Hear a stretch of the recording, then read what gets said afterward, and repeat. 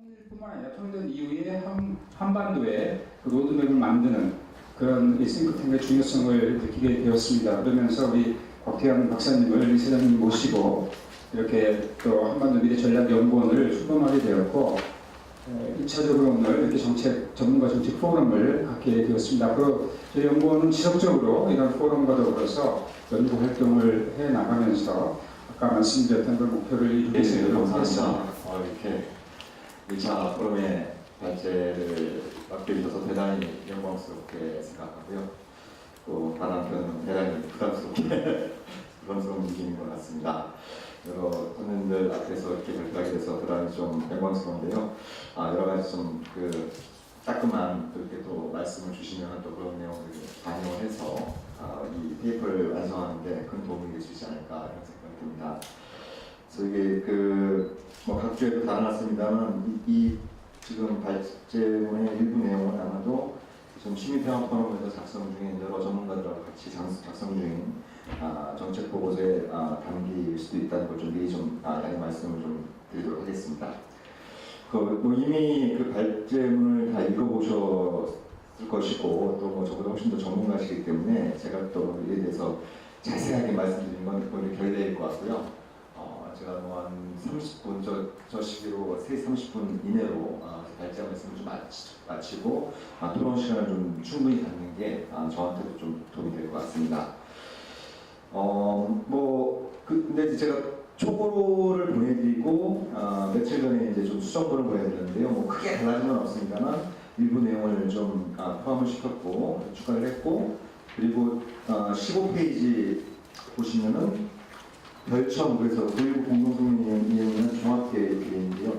이게 지금 6절에다 합의안 이렇게 이제 작성을 해봤는데요. 여기 내용 다 들어가 있다고 보시면 될 것 같습니다. 발전 내용이 그래서 이것도 쭉 나중에 한번 보시면은 이제 제가 생각하는 좀 기본적인 접근법 이런 부분에 대해서 이해하시는 도움이 될 것 같습니다.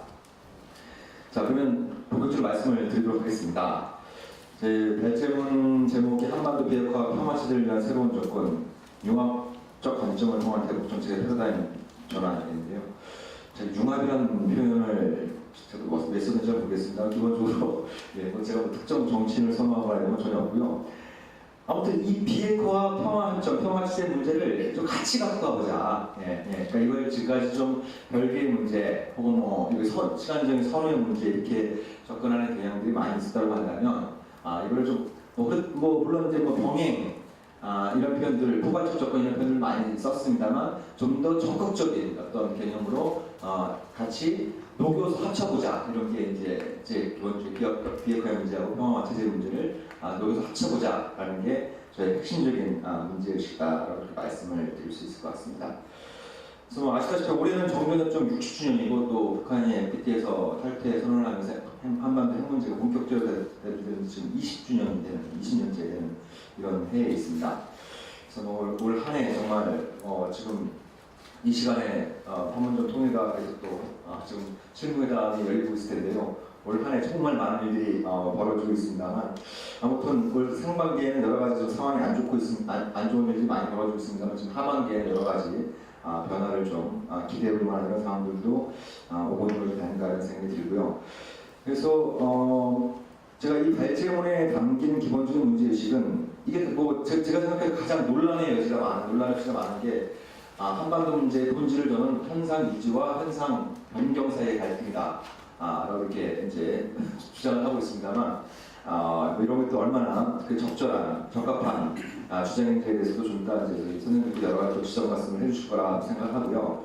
그래서 이게 본질이라고 저는 생각을 하고 앞으로 정전 체제에 기반을 둔 현상 유지 체제는 갈수록 불안정할 수밖에 없다라는 게 저의 핵심적인 문제의식이고 그러면 대안은 뭐냐? 그러면 평화적인 방식으로 현상 변경을 추구하는 것이 대안이다라고 하는 이런 어떤 남들에게 논리적인 일관성을 가지고 이렇게 그걸 쭉 작성을 해봤습니다. 그래서 구체적으로는 이제 한미 양국, 그러니까 중국도 포함될 수 있겠습니다. 기본적으로 한미 양국과 북한이 핵심적인 이런 적대 관계에 들어간다면 이 적대와 불신 관계를 평화와 신뢰 관계로 전환시킬 수 있는 그런 어떤 중에 변곡점이 뭐냐, 변곡점에 해당될 수 있는 게 뭐냐, 라는 걸 좀 찾아보려고 했고요. 그것은 변곡점에 해당되는 걸 찾으려면 결국 한미 양국과 미, 북한 사이에 최고 수준의 진정성의 교환이 필요하다. 그럼 그 최고 수준의 진정성을 보일 수 있는 게 뭐냐, 뭐 이런 내용들이 이제 발전을 좀 당겼다라고 이렇게 말씀드릴 수 있을 것 같고요.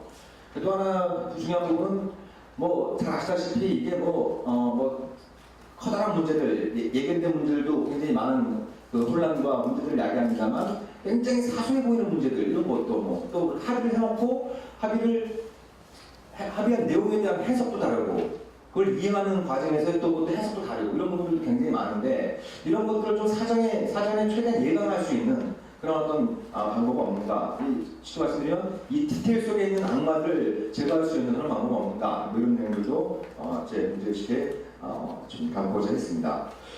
그래서 6페이지 한반도 문제 본질, 현상유지와 현상변경이다라고 말씀을 저는 주장을 하고 있는데요. 그러니까 뭐 아시다시피 지금 한반도 문제는 굉장히 풀기 힘든 고차 방정식과 같은 뭐 그런 상태에 있는데요. 제가 좋아하는 표현이 모든 고차 방정식은 1차 방정식으로 포함된다라는 표현입니다. 예, 그러니까 고차 방정식이 풀리려면 결국 거기서 1차 방정식을 찾아내는 게 굉장히 중요한데 그러면 이 한반도 문제라고 하는 굉장히 복잡하게 얽혀있는 이 고차 방정식의 1차 방정식이 무엇이냐? 저는 바로 현상 유지와 현상 변경 사이의 갈등에 있다라고 이렇게 이제 보는 것이고요.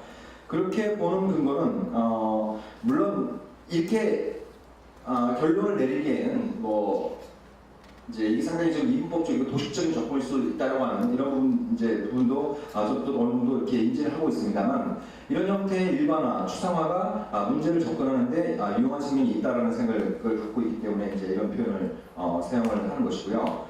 그래서 뭐 지금까지 보면은 과거에는 뭐 이제 전쟁을 통해서라든지 아니면 이제 뭐 그런 고립과 압박, 제재를 통해서라든지 그런 어떤 주로 이제 비평화적인 방식으로 현상 변경을 추구해 왔는데 그러한 부분들이 더 악화된 형태로의 현상 유지로 이제 굳어지는 그런 어떤 상황들이 지난 60년 동안 반복된 측면들이 있다라고 말씀을 드릴 수 있을 것 같고요. 근데 이게 여기서 이제 중요한 문제는 그런 것 같습니다. 예를 들어서 뭐 제가 가끔 이제 강연 같은 데 가서 이제 그런 질문을 가져옵니다. 혹시 여러분 올해가 정전협정 60주년인데요. 정전협정 때문에 불편하고 불안하십니까? 정전협정 때문에 불안해서 혹시 밤에 잠이 잘 안 오십니까? 이렇게 이제 뭐 농반진반 이렇게 물어보는데요. 그럼 사람들이 말하면 저 무슨 소리 하는 거야? 그게 무슨 질문이야? 이런 어떤 굉장히 생뚱맞다는 이런 어떤 반응들이 보이는데요. 그것이 의미하는 바는 한국 사람들조차 별로 느끼지 못하고 있다는 것이죠.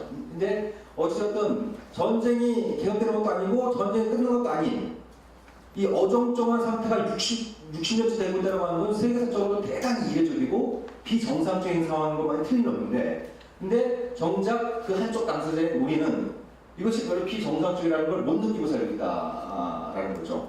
그 정전체제 보통 다른 당사자로 하는 미국도 마찬가지고 미국도 더 하겠죠. 예, 중국도 마찬가지일 거고. 근데 같은 질문을 북한 사람한테 던져보면 어떤 말이 나올까? 이렇게 좀 우리가 좀 생각을 해볼 수 있을 것 같습니다.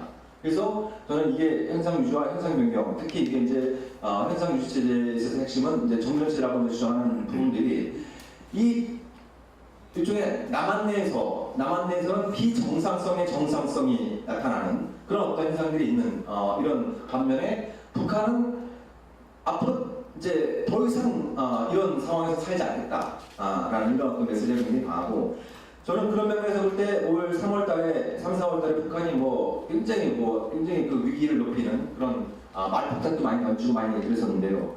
거기에 담긴 핵심적인 메시지는 그런 것 같습니다. 정전체제 너희는 별로 이게 불안하고 불편하고 못 느끼는 것 같은데 그래 너희도 얼마나 불편하고 불안한지 한번 느껴봐라. 라는 메시지가 저는 올 3월달에 북한의 일종의 그런 어떤 굉장히 도발적이고 변화가도로 치닫는 그런 말폭탄 속에 담겨있는 메시지가 바로 그게 아닌가라는 생각을 갖고 있는 것이고 그런 어떤 연장선상에서 바로 이제 5월부터는 이제 북한이 이제 대화를 통해서 다시 이 평화체제 문제를 제기하고 있는 그런 어떤 또 메커니즘도 보여주고 있다고 말씀드릴 수 있을 것 같습니다. 근데 여기서 이제 제기되는 이제 근본적인 문제가 이런 현상 유지 체제가 지속 가능할 것이냐. 그러니까 뭐 올해가 또 하나 뭐 잘 아시다시피 한미 동맹도 60주년을 맞이하고 있는데요. 지난 한미 정상회담에서도 그렇고 이번에 한중 정상회담도 그렇고 어쨌든 정전협정 60주년이라고 하는 이 굉장히 이 다른 한편으로 중요한 어떤 이런 역사성이 한미 정상회담이나 한중 정상회담에서 다 누락돼 있다는 걸 확인할 수 있고, 특히 한미 정상회담에서 동맹 60주년을 굉장히 강조하는 이런 어떤 부분이 있는데요. 이 동맹의 미래 비전 이런 내용들을 볼 때 불시간에 동맹이라고 하는 건 아시다시피 이 정전체제의 안정적인 유지 관리가 핵심적인 어떤 목표와 임무에 해당되는 것이고, 이런 어떤 동맹 체제를 강조하는 이런 맥락 속에는 제가 판단하기에는 정전체제를 평화체제로 전환하겠다라고 하는 어떤 그 한미 양국 지도자의 어떠한 좀 이렇게 정치적인 의지도 담겨있지 않는 이런 부분들이 저는 굉장히 좀 안타까운 부분이다라는 생각이 들고요. 제가 이제 갖고 있는 근본적인 그 문제의식은 이러한 형태의 현상 유지체제는 앞으로 갈수록 불안해질 수밖에 없다라는 게 저의 근본적인 문제의식입니다. 한편으로는 이것이 뭐 잘 아시다시피 이제 한반도 정세가 빨리 대화를 통해서 이제 좀 이렇게 이 위기 관리 좀 문제를 풀어가는 이런 방식으로 전환이 되지 않으면 매년 봄마다 올봄 같은 이런 홍익들을 계속 치러야 되는 이런 어떤 상황이고, 그런 거는 이제 곧 한반도 정세가 이 봄철, 이 아주 메마른 봄철에 이 작은 이 담배불 하나가 큰 산불을 일으킬 수 있는 것처럼 굉장히 작은 불꽃 하나가 굉장히 큰 전쟁으로 이어질 수 있는 그런 위험성을 계속 차곡차곡 쌓아갈 수밖에 없는 그런 어떤 양태에 있다라는 생각이 들고, 그래서 그런 어떤 전쟁 가능성이 계속 좀 임대되는 방식으로 정전체제가 유지될 것이기 때문에 그 불안정성을 가져갈 수밖에 없다는 것이고, 또 하나의 중요한 문제는 북한의 핵무력 증강이겠죠. 예. 우리 지금 뭐 북한이 핵실험 안 하고 미사일 지금 안 쏘고 이게 우리가 참 뭐 다행이다, 뭐 한반도 정세가 안정화되고 있다 이렇게 생각할 수 있는데 전혀 그런 게 아니죠. 지금 이 시간에도 영변 핵실험은 가동되고 있습니다. 그러니까 시간이 지나면 지날수록 계속 북한은 핵무기를 만들어갈 수밖에 없는 것이고, 각주에도 나왔습니다. 미국의 ISIS 같은 데서는 2016년까지 48개의 북한이 핵무기를 만들 수 있다라고 얘기를 하고 있고, 특히 이제 저는 뭐 많이 얘기되고 있는 우라늄 농축 프로그램, 또 오메가와트 원자로 뭐 제가동 초일기에 들어가고 있는 그런 양상입니다만 30메가와트 실험용 경수로도 상당한 복병이 되는 것이죠.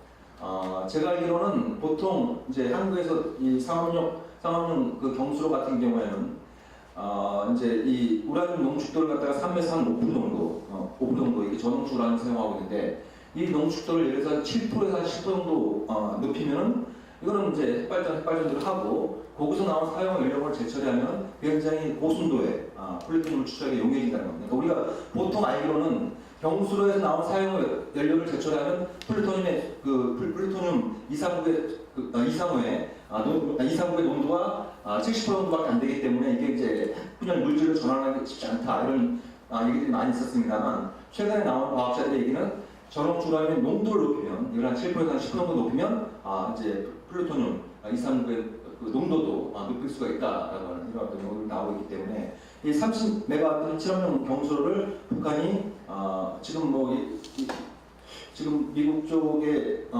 정부가 얘기는 한 올 가을 정도부터는 가동될 수 있고, 그렇게 될 경우에 내후년 늦어도 내후년부터는 거기서 북한이 핵물질을 추출할 수 있는 그런 상황이 있습니다. 근데 30메가와트 정도는 연간 한 대여섯 개, 최소한 대여섯 개 분량의 핵무기를 만들 수 있기 때문에 이런 시간이 지나갈수록 이런 어떤 문제들이 생기는 것이고, 그리고 거의 많은 분들이 이제 주목을 안 하고 있습니다만, 제가 개인적으로 주목하는 것은 북한의 전술핵무기 개발 가능성입니다.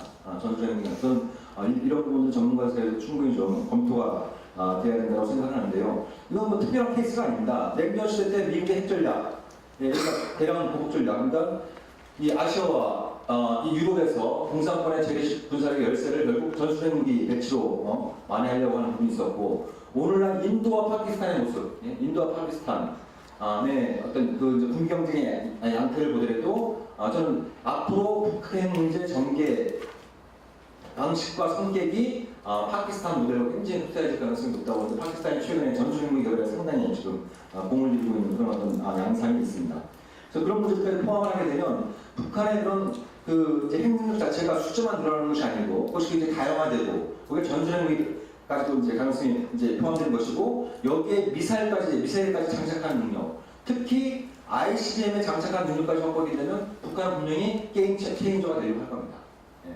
그러니까 북한이 핵무기를 가진 상태에서 과거의 어떤 미소 냉전이라든지 보통 이제 핵 보유 간의 어떤 전략적 안정을 추구하는 그런 방향으로 간다면 뭐 그게 뭐한 차악 정도 되겠죠.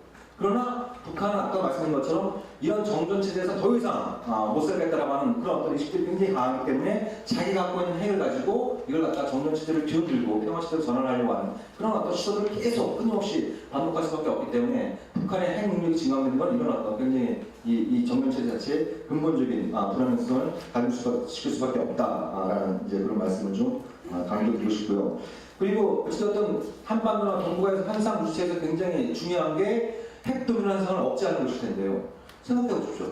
지금도 여론조사에 보면 한 60-70%가 한국민이 60-70%가 핵무장에 찬성한다고 보는데 북한의 핵무기가 50기가 된 상태에서 어떻게 50기가 되면 지금보다 훨씬 더 핵무장 여론 또 그거 일종의 핵 포퓰리즘에 편승하는 정치인의 등장 이런 가능성도 충분히 예견할 수 있습니다. 예. 그런 부분들이 당연히 일본한테도 영향을 줄 것이고 그런 어떤 북한의 핵무기 증강되면 증강될수록 이 동아시아의 핵도미노 그러니까 동북아 현상 주체의 또 하나의 핵심이라고 할 수 있는 이 핵박산 억제의 벽이 무너질 수 있는 이런 측면을 우리가 좀 같이 볼 필요가 있다라는 것입니다. 그래서 이제 이런 어떤 문제의식을 바탕으로 해서 이제 대북 정책 패러다임을 전환하면서 10페이지부터 이제 좀 말씀을 좀 드리면요. 핵심적인 부분 말씀드리면 새로운 평화체제에 새로운을 붙였는데요, 제가. 새로운은 뭐냐? 쉽게 말씀드리면 핵문제도 합치자는 겁니다. 네. 핵문제도 이 평화체제에 녹여내자는 겁니다. 네. 녹여 합치자는 겁니다. 그러니까 지금까지는 9.19 공동성명보더라도 별별처럼 얘기가 되고 있고, 뭐 전반적인 어떤 전문가분들의 어떤 논의의 흐름도 비핵화 평화체제를 좀 구분해서 보는 이런 어떤 경향들이 있어왔다고 한다면 저희 이제 접근법은 평화체제의 핵 문제를 녹이자라는 것이 저의 핵심적인 이제 그 접근법이고요. 또 하나는 비핵지대라는 개념을 또 사용하고 있는데요.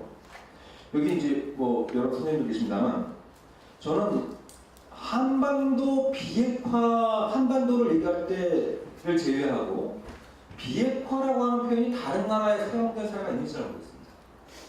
우리가 이란의 비핵화 이런 표현을 잘 안 쓰는 걸로 알고 있습니다. 그러니까 보통 우리가 비확산, 그러니까 비핵화라는 표현을 쓰니까 어떤 분들은 또 비핵화하고 비확산을 또 구분해서 막 이렇게 접근하는 분들도 계시고 미국의 이제 대북 정책이 뭐 비핵화는 사실상 포기하고 비확산에 초점을 맞춘다. 사실 그건 근데 굉장히 모순된 표현이죠. 예, 미국 사람들한테 그렇게 물어보면 무슨 말인지 몰라합니다. 예, 뭐 당신들 정책이 뭐 비핵화는 사실상 포기하고 이제 비확산에만 초점을 맞춘다 이렇게 얘기하면 그 사람들 무슨 말인지 몰라합니다. 그건 뭐냐면 당연히 그 사람들 머릿속에는 비핵화가 비확산에 포함되어 있기 때문이죠. 예, 비핵화에 포함되어 있는 이런 부분이죠. 그러니까 핵 수출을 막겠다. 이건 이렇게 하면 이제 분명히 의미전달이 되는데 비확산이라는 표현을 쓰면 그 사람들은 이제 비핵화하고 비확산 이렇게 말씀은 무슨 말인지 몰라하는 경향도 있는데요. 근데 아무튼 저는 이거는 한번 GP 소프 한번 요것만 주제를 갖고도 한번 연구해볼 필요가 있다. 어떻게 비핵화하는 표현이 나오게 됩니다. 그러니까 한반도 제가 알기로는 80년대까지만 하더라도 미국에서 연구된 것도 그렇고 북한이 제안한 것도 그렇고 조선반도 비핵지대였죠. 비핵지대가 제안되다가 이제 비핵화라고 하는 표현이 사용되는 부분들이 있는데요. 근데 저는 이 비핵화라고 하는 표현이 사용된 아주 근본적인 이유 중에 하나가 핵 보유국의 의무사항을 떼기 위함이라고 생각합니다. 그러니까 비핵지대하고 비핵화하고 근본적인 차이는 비핵화는 굉장히 특수한 표현이고 우리가 비핵지대다라고 한다면 예를 들어서 동남아 비핵지대도 있고 아프리카 비핵지대도 있고 중앙아시아 비핵지대도 있고 중남미 비핵지대도 있고 여러 형태의 이제 비핵지대가 있는데요. 비핵지대는 국가 간의 조약입니다. 그 지대 내에 있는 국가들이 조약을 체결하고 뭐가 추가 의정으로 그러니까 어디서는 프로토콜로 따라가는 게 5대 핵보유국의 이제 소극적 안정장을 포함한 핵보유국들의 의무사항도 이 BH에 포함되게 되는 것이죠. 그래서 제가 이제 여기서 페이퍼에 작성하는 것은 우리가 한반도 비핵화, 보통 비핵화였는데 또 뭐 이것이 북한이 말하는 조선반도 비핵화하고 상당히 내용이 다릅니다. 뭐 잘 아시다시피 그럼 뭐 이번에 그 공개된 정상회담 대화로도 그 내용이 나왔죠. 예. 김계관이 이제 정상이라는 자리에 들어와서 뭐 세 가지 뭐 차이점이 있는데 그 중에 하나가 바로 우리들이 얘기하는 비핵화와 미국이 얘기하는 비핵화가 다르다라고 이렇게 얘기를 하는 장면도 나옵니다만 아무튼 앞으로 핵 문제를 풀어가는 데 있어서 이 일반적으로 얘기하는 한반도 비핵화와 북한이 말하는 조선반도 비핵화 사이에 이 간극을 어떻게 해소해 나갈 것이냐, 저는 이게 굉장히 중요한 이제 포인트고, 저는 그 해소해 나갈 수 있는 방법 중에 하나가 바로 한반도 비핵시대라는 개념을 통해서 해소 나갈 수 있지 않을까라는 이제 생각을 좀 갖고 있습니다. 실패지 이제 이게 이제 가장 핵심적인 부분이라고 말씀을 드릴 수 있을 것 같은데요.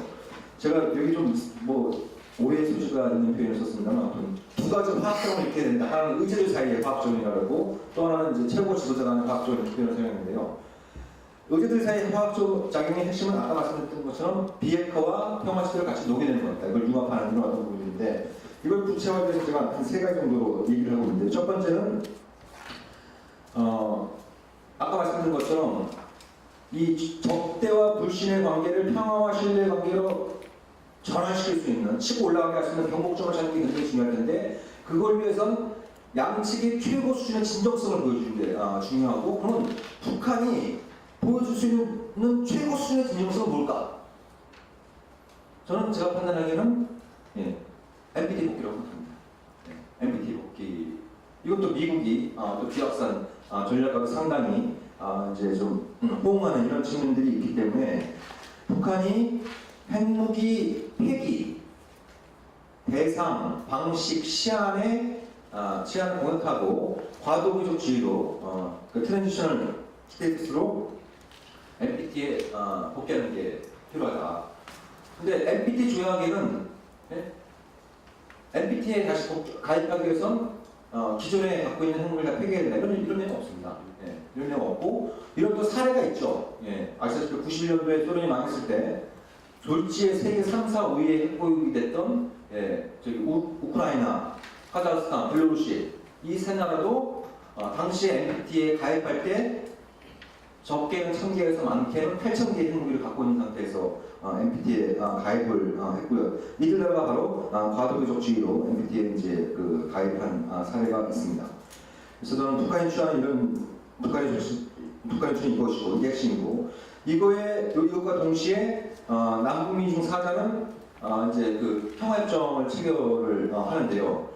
제가 융합의 백미라고 말씀드릴 수 있는 부분은 바로 이 평화협정에 북한이 무엇을 언제 어떤 방식으로 핵을 폐기하겠다라는 내용을 평화협정에 담자는 겁니다. 평화협정의 단자. 그렇게 되면 이 둘은 분리된 게 아니라 이제 같이 가게 되는 이제 그런 어떤 이제 일종의 융합의 백미다라고 하는 제가 그런 표현을 썼습니다만 이제 그런 접근법이고요. 또 하나 여기서 중요한 건 뭐냐면, 평화협정 이걸 하려면 이게 몇 년이 걸릴지 모르는 거잖아요. 거기 엄청나게 까다로운 문제들, 뭐 최근 논의되어 있는 NLL 문제, 이거 평화협정이 어떻게 되겠습니까? 예를 들어서. 그래서 이제 제가 생각한 방식은 본협정과 부속합의서로 나가는 겁니다. 일종의 남북 합의서 체제하고 협상 방식이겠죠. 그래서 기본협정을 체결하면서 이제 한국전쟁의 공식적인 종식, 불가침 약속, 상호간의 주권 존중, 한반도 핵 문제 해결 방안, 뭐 이런 어떤 이제 포괄적이고 이제 합의 가능한 이런 영역에서는 본협정을 체결하고, 뭐 유엔사 문제라든지 구체적인 군축 문제라든지 NLL 문제를 포함한 이제 미각정 이제 해상 분계선의 문제라든지 평화체제 관리 뭐 문제라든지 여러 가지 이제 아주 세부적인 내용들 있지 않습니까? 또 굉장히 좀 이제 논의하는 것 자체에 시간을 요하는 이런 문제들은 부속합의 체제로 넘기자라는 것이 이제 제가 말씀드린 것 중에 또 하나의 이제 중요한 포인트고요. 그리고 여기서 이제 또 하나 이제 이제 논란될 수 있는 게 2016년을 시한으로 제시한 이유는요. 뭐 제가 시한이라기보다는 저도 이게 굉장히 비현실적이다라고 하는 점은 뭐 충분히 뭐 생각해볼 수 있는 문제일 텐데요.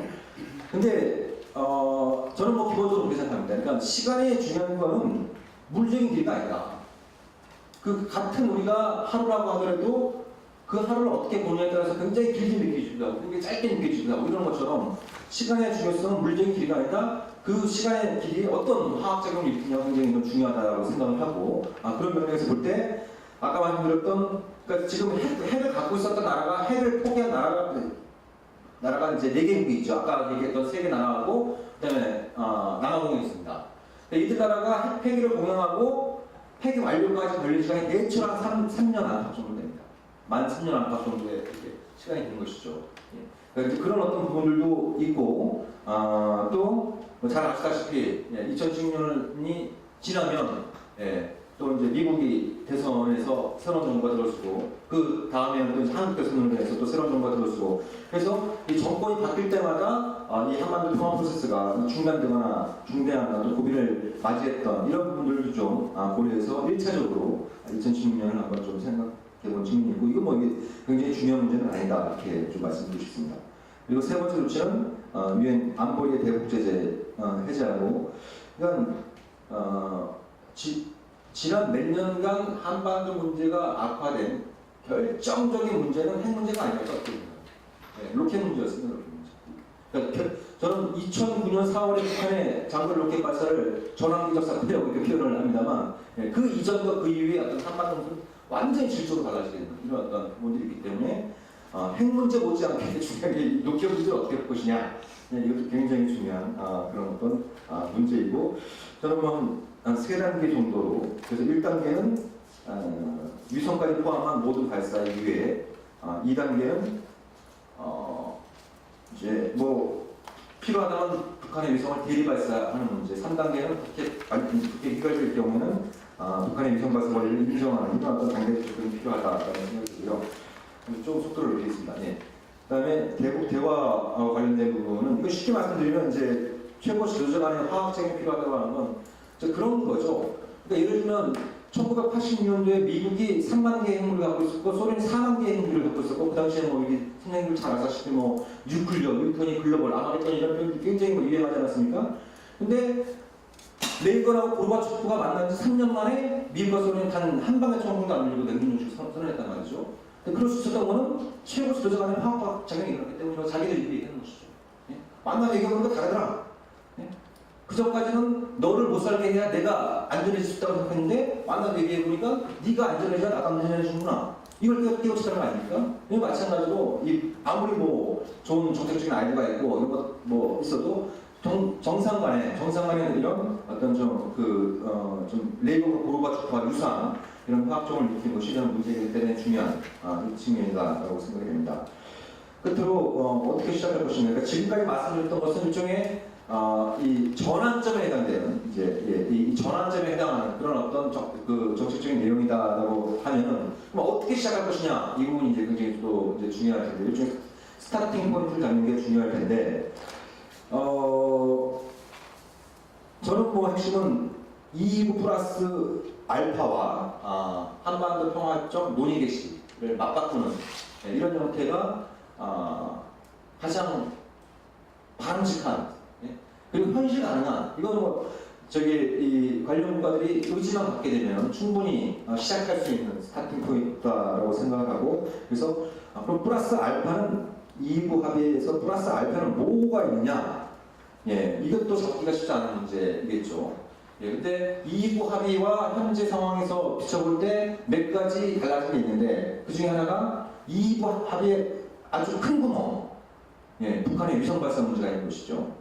위성 발사 있고 그래서 아까 말씀드린 것처럼 플러스 알파에는 위성 발사 유해까지 포함하는 게 있고 두 번째는 이제 5메가와트 이제 재가동 준비에 들어가는 5메가와트 흑연 만들어도 다시 불마조치를 취하고 이거는 쉽지 않겠습니다만 아까 말씀드렸던 30메가와트 실험용 공수로 문제도 좀 어떻게든지 이 지금 플러스 알파에 한번 좀 논의를 좀 해보는 이런 형태가 필요할 거라 생각하고 아마 이런 형태의 합의가 나와도 미국 지금 현재 여론이나 의회 분위기 볼 때 24만 톤 고사하고 2만 4천 톤의 영향력도 쉽지 않을 거라고 생각을 하는데 그럼 이거에 대한 핵심적인 상문치 뭐가 있느냐?